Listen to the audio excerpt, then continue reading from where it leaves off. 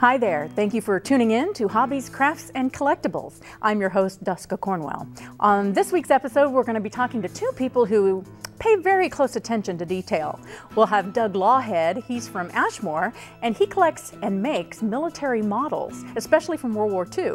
We'll also be talking to Jan Booker from Mattoon. She is a cross-stitcher extraordinaire. You're going to want to see her work, so stay with us.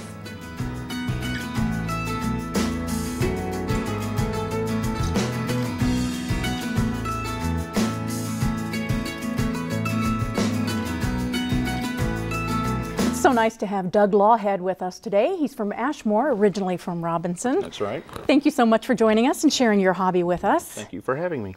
Now, your hobby is basically military models from World War II, am I right? That's correct. And you have a personal connection to that. With most of the models, there's something that I relate to that makes me want to build it. Sure. And study the thing, whatever it is.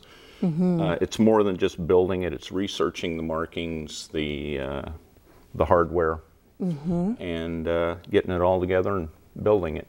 And that's what's fascinating about, I've gotten to kind of look close up at some of his work, and these aren't just box models that you put together. These are actually very detailed, and a lot of the details he's had to hand make himself with down to soldering wire and really making them as authentic as possible. So I hope some of that comes through on the camera. I just want to start right away because I want to show as much as we can. This is where it started, right? Right. And now your father? Yeah, my dad was in the 6th Armored Division, 15th Tank Battalion, Company A, and he was in a M32 tank retriever, basically a wrecker for tanks. They would go out on the battlefield and pick stuff up during the battles. He was wounded twice, had a Purple Heart with oak leaf cluster. You can buy a kit of this vehicle, but it has some rather generic markings. I talked to my dad a lot about the thing. What it looked like, the numbers, the markings. They named theirs Alabama. They had some southern guys on the crew. And so I put this thing together, and then I dirtied it up and made it look like it had been through a war, and gave it to him for Father's Day one year back in the wonderful. 80s. And when he passed away in '92, I brought it home. So, okay. But that's where that one came from.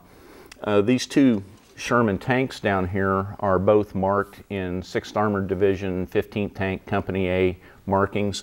That one is an earlier version. It's different. Get these up here side by side and face them. You can see that they're a little different in the front. This is an earlier version. This one was later. This one is marked as one that was in the Ardennes in near the end of the war. This one was much earlier, shortly after they landed at Normandy. They landed on D-Day plus 22, so it was 22 days after the invasion. Anyway, this, like I said, this one was marked later in the war. This is earlier. The fronts of the tank are different. The transmission had more armor. It was welded on, the armor was welded on, whereas on the earlier one it's a bolted on stuff. Okay. Bolted on armor. They had 75 millimeter guns. They were a low velocity weapon. They weren't really much of a match for the 88s the Germans had on their stuff, but we made so many of those. We outnumbered them, and so that's what did. I had something here, something like, I've forgotten now. How many? I got to turn this over, sorry. No worries. Yeah, the M32 retriever here, it weighed 32 tons. Oh, so this retriever, and this would have been retrieving tanks, right? Tanks, yeah. It was built on the same chassis as the Sherman. It was just different. It was basically a Sherman tank without a cannon, and it had winches and stuff like that. Gotcha. But it was, yeah, there's the cable for the winch. They could lift engines out of a tank and, you know, make repairs and what have you. Pretty versatile vehicle. But we made something like over close to 34,000 Sherman tanks the United States turned out in no time. Wow. You know, I had no idea of that many. Yeah, that many. They were a little faster. They were lighter than the German tanks. They were faster and more maneuverable. And we just outnumbered them. The 75, like I said, it would not penetrate the armor of the Tigers and Panther tanks, but you could disable them. I see. And that's what they did. Now I want to talk about this middle piece. This is beautiful. Thank you. And very detailed. This is a PT boat. Everyone's heard of PT 109 and President Kennedy and his exploits. This is what he was on. However, this one has a lot more guns. It's the same type of boat. There were primarily two types of PT boats during World War II. These were built by the Electric Launch Company was the name of it. It was shortened to ELCO. This boat in reality was 80 feet long. Wow. It weighed about 52 tons, and it's pretty much all made out of wood. The hull was 2 layers of mahogany with the grain going in opposite directions, with a layer of canvas laminated in between it. So it was kind of like plywood, but not really plywood. Well, I wonder why mahogany? Is that? It was durable. It's tough. It's a tough hardwood. It's a tough hardwood. They built I think it was 499 of these. Okay. The Higgins Company, which built many of the landing craft you see in the movies, the little boats come up and the whole front folds down. Higgins built those. They also built a PT boat that was 78 feet long, but otherwise the dimensions were all the same. The armament was the same, I'm sorry. This is powered by 3 1,500 horsepower Packard engines. It could make, on a good day, trimmed out, they could run about 45 knots, or about 45 miles an hour. So it was a pretty fast boat. It's armed with 4 torpedoes. This one is modeled after one that a man who lived in Robinson, Illinois was on. He had photos of the boat. It's a PT 151. And a lot of work went into this thing. Russ helped me. His name was Russ Simmons.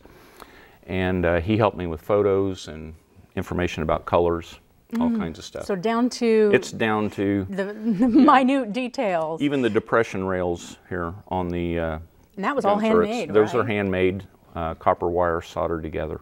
And I love the flags. Now this one here, what was That's this his squadron. That's his squadron flag. Okay. And then the American flag on the other side. Russ actually had... I'll move that for the camera. Let's see that American flag on the other side. Russ actually had in his office the flag that was on this boat at the end of the war. Wow. And I went in with this little model of flag and cut it up to match that flag. That is wonderful. Yeah. Wow. Now tell me about the planes. This is a P-40 Maxine. L.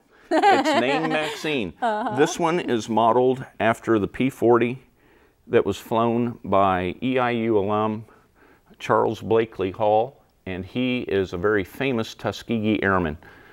Tell us real quickly about the Tuskegee Airmen. They were the first African-American pilots in the United States military. Okay. They went through a lot to get there. Charlie had the distinction of being the first Tuskegee Airman to shoot down a German aircraft in combat. He ended the war with 3 victories over German fighters.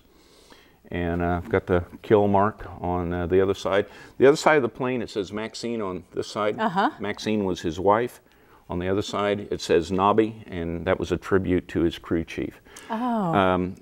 Photos for this came from the National Museum of the Air Force, and then I had a gentleman in California that helped me with some color specifics and stuff. I see. So, and then the other one down here is... The other plane, this is a Japanese Zero. Okay.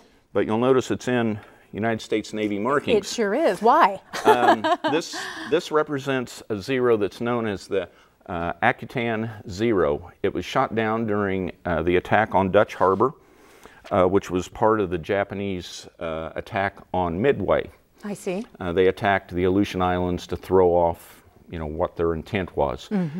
This plane was shot down by small arms fire. The pilot crash landed on another island about 25 miles from Dutch Harbor, Akutan Island. When he landed, he made the fatal mistake of putting his landing gear down. It went into the mud, flipped over, and he was killed. The aircraft was discovered about a month later and was recovered within days. When they discovered it was in repairable condition, it was eventually returned to Naval Air Station North Island at San Diego, repaired and test flown. And we learned a lot. The United States learned a lot about how to defeat the Zero because of this airplane. I see. Now then, did the U.S. paint it like that? Yes. When they got it back to the States at North Island, it was painted in the United States Navy colors of the day. This is a perfect match for those colors. You can buy that by the code numbers that the military uses. And it just simply had the star on blue circle on it. That was the only markings on the plane. Wow. And this plane was lost when another Navy plane taxied into the tail of it. A hell diver, which is notorious for bad visibility, taxied into it and chewed the tail off of it right up to the cockpit. Oh my. So anyway. Wow. So really this is a labor of love. It started because kind of a tribute to your father and his service, and I can tell that you're really passionate about it and you've given such attention to detail. It's really fascinating. How many models would you say you've built? Too many. According to my wife. Them? I have a case at home that I put them in. Some of them sit on top of the entertainment center and all that. And I really don't mind the dust and dirt getting on them. I blow it off a little, dust them off. Probably makes them authentic. But looking. It helps them make a little, it helps them make be a little more authentic looking. Sure. Yeah. Well, she can't complain about that. She doesn't have to dust them. No, she doesn't. Well, I'll tell you what, I'm really fascinated by this and so thankful that you brought it to the studio. I know they're very delicate, but we do appreciate it, Doug, and, we wish you the best of luck in your hobby. One last quick little thing. Yeah. This one is radio controlled. I can put it in the water and awesome. Zip it around, and it will get up on the plane and ride in the water about like that. Wow. So that probably took some doing too to get it took a little work to get and it balanced out to do that, but it will do it. Wonderful. Well, thank you so much, Doug, for bringing that in. I appreciate it. Sure. Thank you.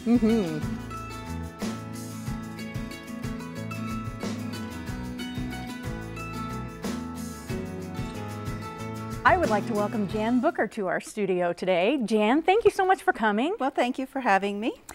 As you can see, Jan is a very talented and patient woman. She does, not according to my husband.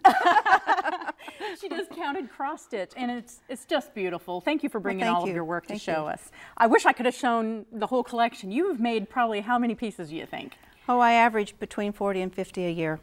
Wow, and how long have you been doing this? About 25 to 30 years. Okay, so she's in the professional realm now. She's a professional counted cross stitcher, and you're going to see why. I want to get started right away because we have so many beautiful pieces, and I'd like for you to tell us what makes that piece unique or special.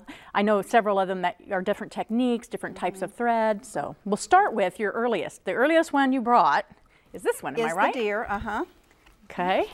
And it was just my first experience at cross stitching, and the border was basically the hardest part around there. And of course I framed it myself, so it's kind of warpy in the frame.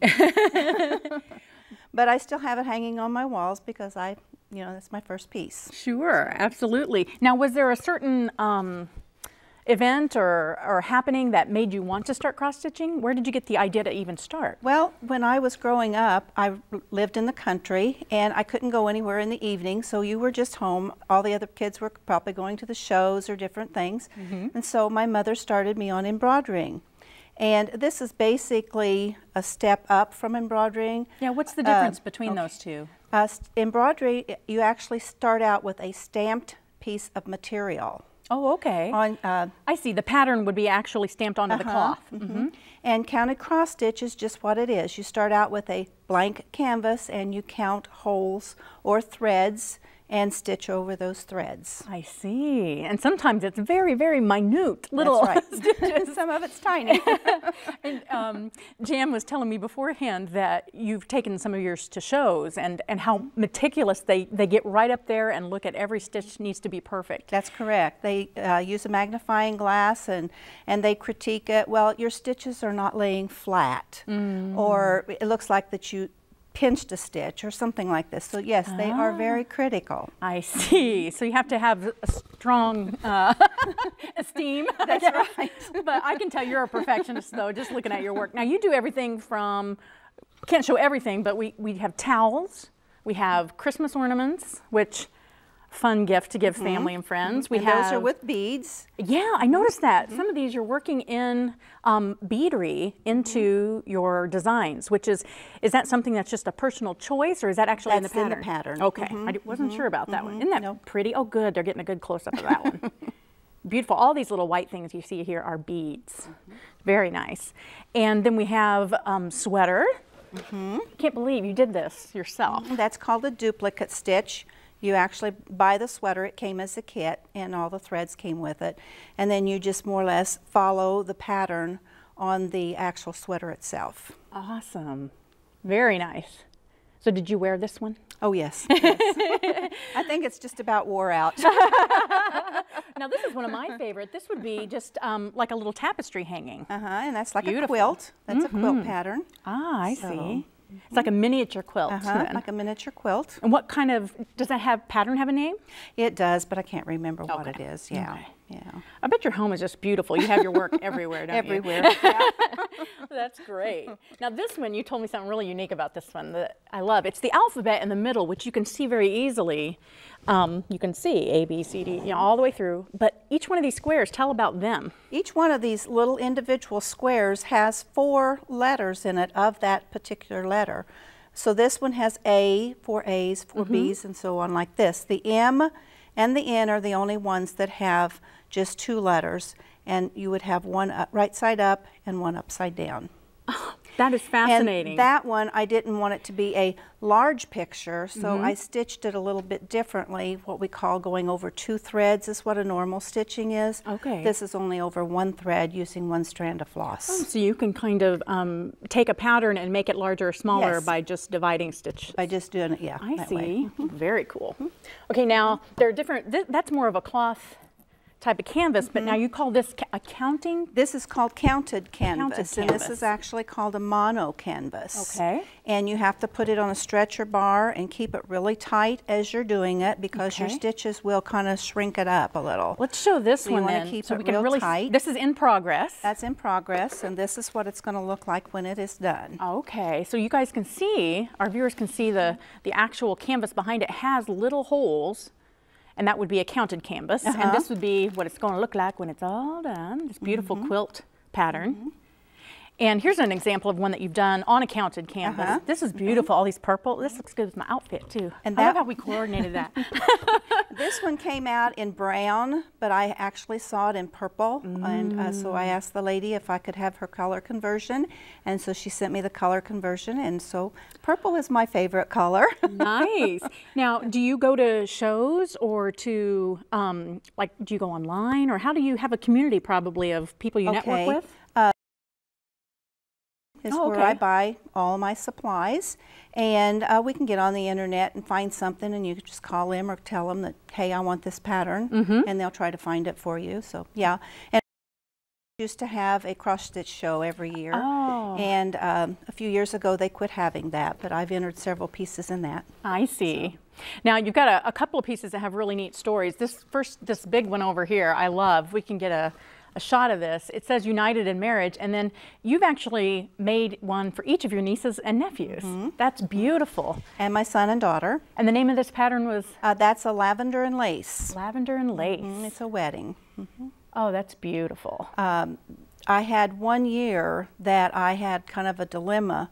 I had a wedding in April, but then I had a wedding in September and one in October. That takes around 200 hours to complete. I was just going to ask that. How long? What a labor of love, though. And so at that time, I had kind of suspected these 3 nieces and nephews were all about the same age. And so I had one completely done except for the names. I had one almost done. And then so I got ready and started the 3rd one. So I got them all done. My mother asked, she says, oh, we'll just give them an IOU. I said, I can't do that. But my nephew got married in Chicago, and outside of their reception, they had their wedding picture that I had done them out in front. Neat. They did the same thing to a nephew who got married in St. Louis. And then when I had a nephew get married over around Decatur, he displayed it on the back behind their bride table. Wonderful. So, yeah. So my pictures have been around. Very special. Well, talking about getting around, I want to, before we run out of time, I want to get to this world traveler of yours. Now, there was, I almost want to say an inventor, but a cross-stitcher who came up with a new kind of thread. Explain that for what you did this here. Is called a rosewood manor pattern. Okay. And the lady is from Carmel, Indiana, and she made this. And a lady who does the threads, it's called Valdani threads, and it's variegated. So you'll start out with one color, and it'll just kind of change into another color just real gently. I see. And so I went to a market with the girls from Stitchers Express, and so this lady, I told this lady, I said, oh, I just finished your piece with your threads, I love it. She said, oh, I wished I didn't know that, I wished I could have had you bring it because I don't have anything on my walls. So she said, would you let me borrow that? And she said, I'd like to take it and display it when I display my threads at my markets. So I shipped it to her to Minneapolis, Minnesota, and from that place on, she took it to Columbus, Ohio. Well, while she was in Columbus, Ohio, she said, emailed me, and she said, would you mind if I would use your picture in Birmingham? And I thought, oh, okay, it's going to Alabama. And she goes, no, United Kingdom. I said, oh my gosh, over the pond, you know. Take me with you. Yeah, can I go see this? So I tried to figure out a way that I could go, but they said they had other things there like knitting materials, and I thought, oh great, I'd really get in trouble then. So she brought it back to the United States. She's from Canada, and she took it to a show in Houston, Texas. And from that point on, then the lady from Rosewood Manor took it back to Carmel, Indiana, and then shipped it home to me. Wonderful. So I feel like that part of me has gone overseas with my Absolutely. stitching. It's been places you haven't. That's right. Well, it's beautiful, and I love that variegated thread. That's really, and this is another example of a variegated thread, isn't it? This is another example of the variegated thread. Very pretty. And this is what my pattern would have started out as. And it is a dark blue material with just variegated white and blue and lavender. And I decided, you know, I don't like to work on dark material like that. I have done it, but I don't like it. And so I changed it completely. Then I found this fabric, and it's tie-dyed. Yeah. Basically. That's and cool. So I put that on there. It makes it look kind of like it has an age to it. Look, yeah, beautiful. Now, I want to show, well, first of all, I'm wearing a necklace. I got to show that because I have a little bling that you made yourself, which happens to actually match my outfit.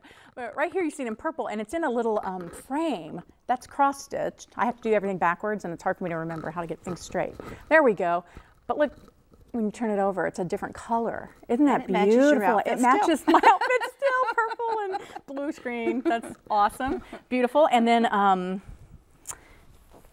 this is beautiful. What'd you say, the saying that your back, what is it, your back has to look as good as your front? Yeah, your back needs to look as nice as your front. So your mama taught you that. Yeah. Look at that, how pretty.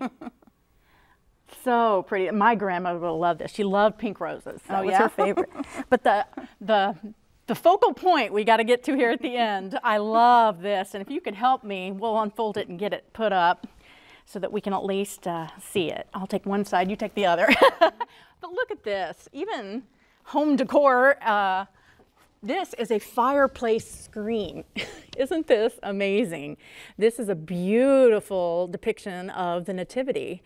And just how pretty at Christmas time that would be. Oh, and you don't have it in front of the fire, though. You've got it on your cedar chest. No, I don't have it in front of the fireplace, but this was the first year, last year was the first year I had it for Christmas, and the church asked me if they could borrow it. So I didn't even have it home for my first Christmas with it. Oh, wow. Well, it is very beautiful, and I like to think about how your family is going to have so many wonderful heirlooms. Oh, they'll probably throw it in the trash. Oh, no. No, they would not. And if they're going to, they need to call me first. So.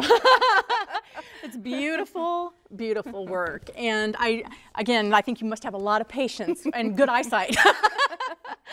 But I really appreciate, Jan, you coming and showing us all of your very special work. And we wish you all the best in your hobby. Thank you. Thank you. I appreciate it.